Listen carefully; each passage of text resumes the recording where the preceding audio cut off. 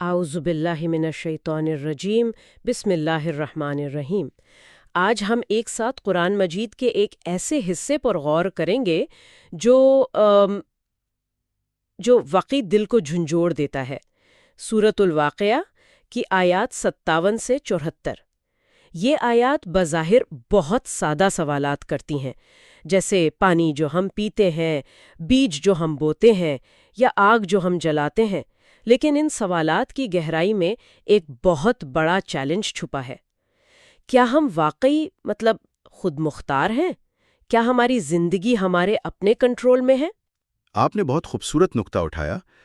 یہ وہم اور حقیقت کا سفر ہے، اور قرآن یہاں کوئی پیچیدہ فلسفیانہ دلیل نہیں دے رہا، بلکہ ہمیں ان چیزوں کی طرف متوجہ کرتا ہے جنہیں ہم روز دیکھتے ہیں مگر شاید اس طرح محسوس نہیں کرتے۔ ہاں بالکل۔ تو ان آیات کا مقصد ہمیں اسی خود انحصاری کے وہم سے نکالنا ہے۔ جی، اور ایک پرسکون حقیقت کی طرف لانا ہے۔ یہ سفر ہے تکبر سے عاجزی کا، اور پھر عاجزی سے حقیقی بندگی کا، اور اس کی ترتیب بھی کمال کی ہے۔ سورت کا آغاز قیامت کے تذکرے سے ہوتا ہے۔ اچھا۔ بعد اللہ تعالیٰ ہمیں بتاتے ہیں کہ زندگی قائم کیسے رہتی ہے، یعنی انجام دکھا کر ابتدا کی قدر سکھائی جا رہی ہے۔ تو پھر آئیے اس سفر کا آغاز وہیں سے کرتے ہیں جہاں سے قرآن کرتا ہے، یعنی ہماری اپنی ذات سے۔ پہلی ہی آیت جو ہے وہ ایک سوال کی طرح دل پر لگتی ہے، نحن خلقناکم فلولا تصدقون۔ ہم نے تمہیں پیدا کیا، پھر تم تصدیق کیوں نہیں کرتے؟ جی، اس آیت میں جو بات مجھے ہمیشہ چونکا دیتی ہے وہ لفظ تصدقون کا استعمال ہے۔ یہ صرف ماننے کی بات نہیں ہے نا؟ بالکل نہیں، یہ سچائی کی تصدیق کا مطالبہ ہے۔ جیسے کوئی کہہ رہا ہو کہ تمہارا اپنا وجود ہی سب سے بڑی گواہی ہے، تم کس اور دلیل کے منتظر ہو؟ صحیح۔ اور یہ تصدیق کا مطالبہ اس لیے ہے کہ انسان اپنی ابتدا بھول جاتا ہے۔ اس کے فوراً بعد جو سوالات آتے ہیں وہ اسی بھولی ہوئی حقیقت کو یاد دلاتے ہیں۔ افرأیتم ما تمنون اانتم تخلقونہ ام نحن الخالقون۔ کبھی غور کیا اس قطرے پر جو تم ٹپکاتے ہو؟ کیا تم اسے بناتے ہو یا ہم بنانے والے ہیں؟ جی، یہاں قرآن دو الگ الگ الفاظ استعمال کرتا ہے۔ ایک جو انسان کرتا ہے، تمنون یعنی ٹپکانا، اور ایک جو اللہ کرتا ہے، تخلقون یعنی تخلیق کرنا۔ اچھا۔ انسان کا عمل تو بس ایک لمحے کا ہے، لیکن اس ایک قطرے سے ایک مکمل انسان کا بن جانا، یہ وہ معجزہ ہے جس کا اختیار صرف الخالقون یعنی حقیقی خالق کے پاس ہے۔ یہ فرق واقعی بہت گہرا ہے۔ ہم ایک عمل میں شریک تو ہیں لیکن اس کے نتیجے کے خالق نہیں ہیں۔ بالکل، اور پھر اسی تسلسل میں اللہ تعالیٰ موت کا ذکر کرتے ہیں۔ نحن قدرنا بینکم الموت۔ ہم نے تمہارے درمیان موت کو مقرر کر دیا ہے۔ جی، اور یہ لفظ قدرنا، اس میں ایک حساب ہے، ایک اندازہ، ایک طے شدہ منصوبہ ہے۔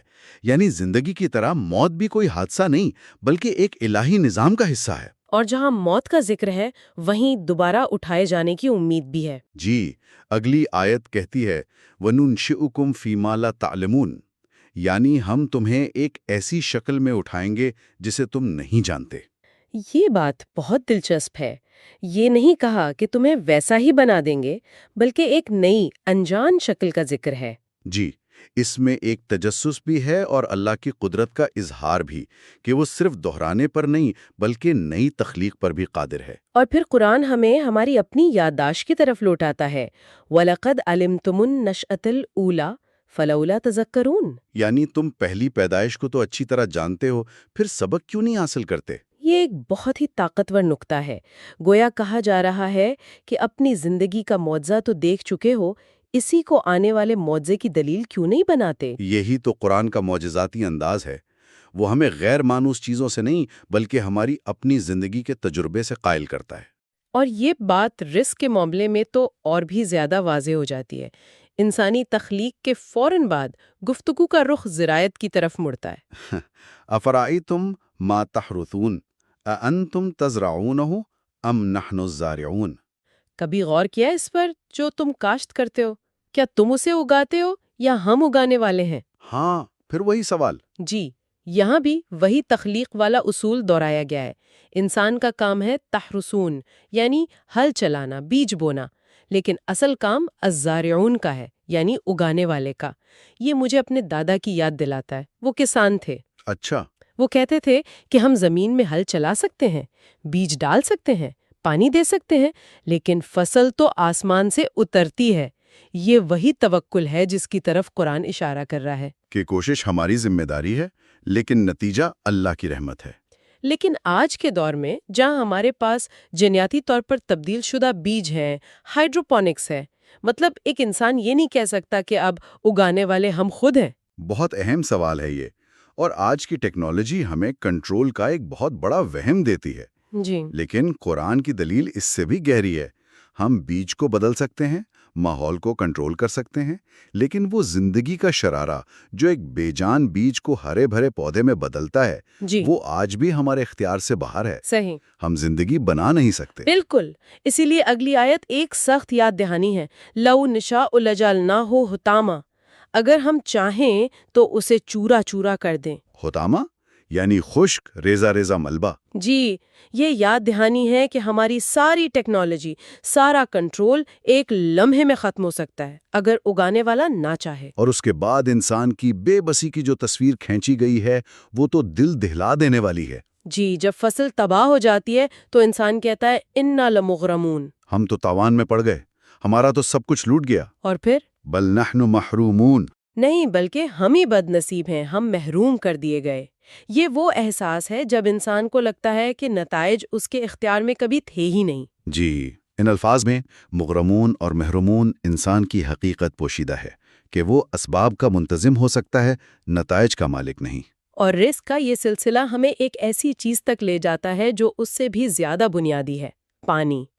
ایک ایسی نعمت جسے ہم دن میں درجنوں بار استعمال کرتے ہیں مگر شاید ہی کبھی اس پر غور کرتے ہیں۔ جی، افرأیتم الماء الذی تشربون، کبھی تم نے اس پانی پر بھی غور کیا جو تم پیتے ہو؟ یہ سوال روزمرہ کی ایک عام چیز کو ایک مقدس نشانی بنا دیتا ہے۔ اور سوال پھر وہی ہے، اَأَنتُمْ أَنزَلْتُمُوهُ مِنَ الْمُزْنِ أَمْ نَحْنُ الْمُنزِلُونَ، کیا تم نے اسے بادلوں سے برسایا ہے یا ہم برسانے والے ہیں؟ جی، اور پھر وہی انتباہ جو فصل کے بارے میں تھا، لَوْ نَشَاءُ جَعَلْنَاهُ أُجَاجًا فَلَوْلَا تَشْكُرُونَ، اگر ہم چاہیں تو اسے سخت کھارا بنا دیں، پھر تم شکر ادا کیوں نہیں کرتے؟ بالکل، اور یہ لفظ اجاجہ مطلب کڑوا، نمکین، ناقابل استعمال پانی۔ زمین کا بڑا حصہ تو ایسے ہی پانی پر مشتمل ہے۔ میٹھا پانی ایک رحمت ہے۔ تو یہاں قرآن کمزوری کا روحانی علاج بتا رہا ہے، اور وہ ہے شکر۔ جی، جب تم اپنی بے بسی کو پہچان لو تو شکایت نہ کرو، شکر کرو۔ تخلیق، رزق اور پانی کے بعد آخری مثال آگ کی ہے۔ توانائی اور تہذیب کی علامت۔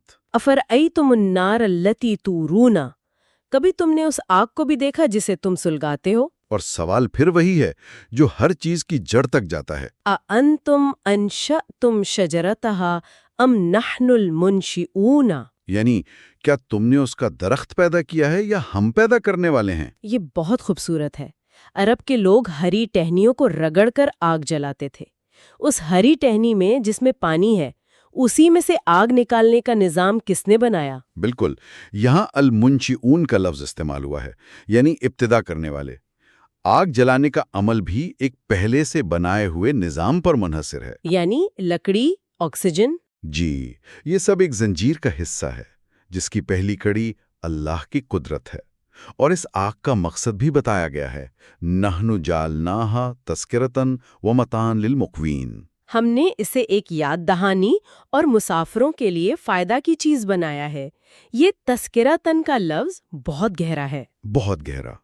یہ آگ صرف دنیا کی ضرورت پوری نہیں کرتی بلکہ آخرت کی آگ کی یاد بھی دلاتی ہے۔ اور للمقوین، مسافروں کے لیے سامان۔ یہ اس طرف اشارہ ہے کہ دنیا کی زندگی ایک سفر ہے اور یہ نعمتیں ہمارا سہارا ہے۔ جی، اور ان تمام مثالوں اور سوالات کے بعد زندگی، رزق، توانائی، انسانی تہذیب کے تینوں ستونوں کو بیان کرنے کے بعد نتیجہ صرف ایک ہی نکلتا ہے۔ کوئی لمبی چوڑی بحث نہیں، کوئی پیچیدہ فلسفہ نہیں، بلکہ ایک سیدھا سادہ دل میں اتر جانے والا حکم، فسبح بسم ربک العظیم۔ بس اپنے رب عظیم کے نام کی تسبیح کرو۔ وہ جو شروع میں فا ہے وہ اسی نتیجے کو ظاہر کرتا ہے نا؟ بالکل، یعنی جب تم نے یہ سب دیکھ لیا، یہ سب سمجھ لیا، تو اب اس کے سوا کوئی چارہ نہیں کہ تم اس عظیم رب کی پاکی بیان کرو۔ علم کا مقصد غرور نہیں بلکہ بندگی اور ذکر ہونا چاہیے۔ تو یہاں ایک اہم سوال پیدا ہوتا ہے۔ ہم نے ان آیات کا ظاہری مطلب تو سمجھ لیا، لیکن ان کا باطنی پیغام کیا ہے؟ ایک سالک کے لیے ان میں کیا رہنمائی ہے؟ یہ اس گفتگو کا دل ہے۔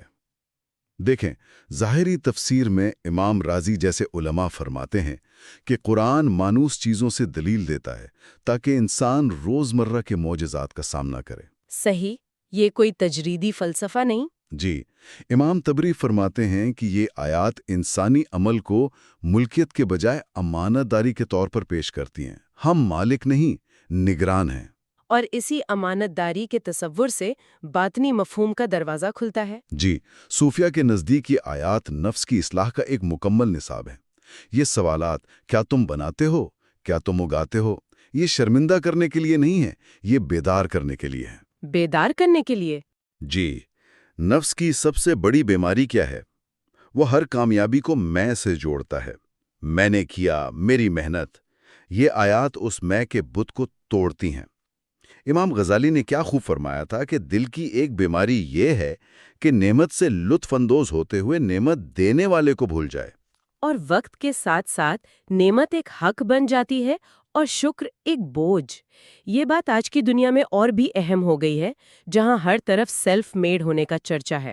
بالکل، ہم انتظام کو ملکیت سمجھ بیٹھتے ہیں۔ ابن عطا اللہ اسکندری کا ایک قول ہے جو یہاں بالکل ٹھیک بیٹھتا ہے۔ جی؟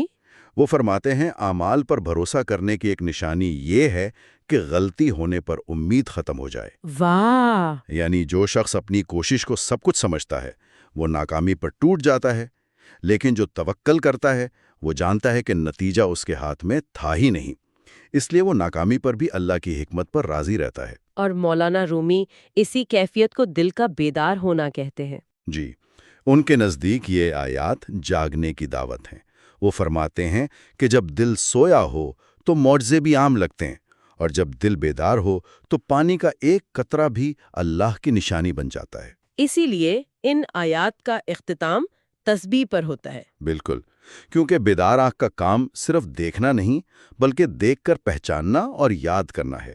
دیکھنے کا مقصد معلومات نہیں، محبت اور معرفت ہے۔ تو آج کی زندگی میں جو ہمیں ہر چیز پر قابو پانے کا یقین دلاتی ہے، یہ آیات اس یقین کو خاموشی سے توڑ دیتی ہیں۔ یہ ہمیں بتاتی ہیں کہ ہماری کامیابی کتنی زیادہ ان چیزوں پر منحصر ہے جو ہمارے اختیار سے باہر ہیں۔ جی، لیکن یہاں ایک غلط فہمی پیدا ہو سکتی ہے۔ کیا اس کا مطلب یہ ہے کہ ہم کوشش کرنا چھوڑ دیں؟ ہاں، یہ سوال ذہن میں آتا ہے۔ ہرگز نہیں۔ یہ عاجزی کمزوری نہیں بلکہ حقیقت پسندی ہے۔ اسلام میں توکل کا مطلب بے عملی نہیں ہے۔ صحیح۔ یہ نبوی اخلاق کی سب سے خوبصورت مثال ہے۔ نبی کریم صلی اللہ علیہ وسلم نے ہمیں یہی سکھایا، اونٹ کو پہلے مضبوطی سے باندھو اور پھر اللہ پر توکل کرو۔ یعنی اسباب کو پوری طرح استعمال کرو۔